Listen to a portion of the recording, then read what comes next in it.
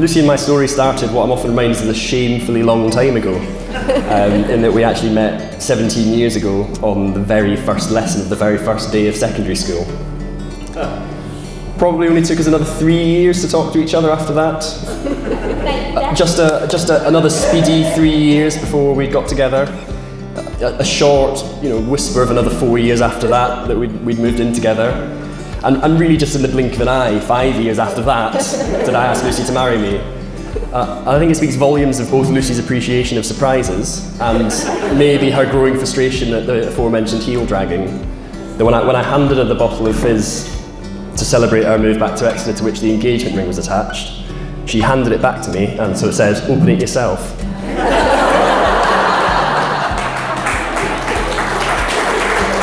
Now, the narrative remains that she didn't see the ring the first time.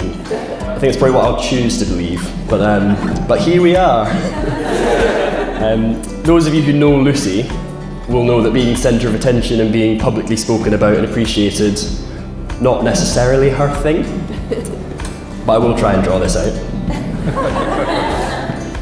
Lucy, this is by far the proudest moment of my life, standing up here and calling myself your husband.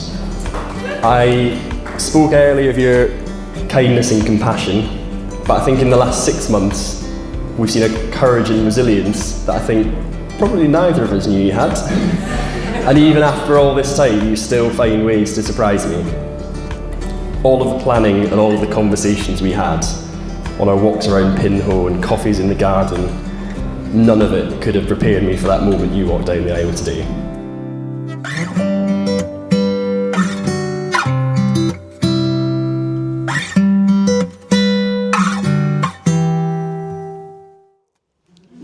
I now pronounce them husband and wife. You may now kiss the bride.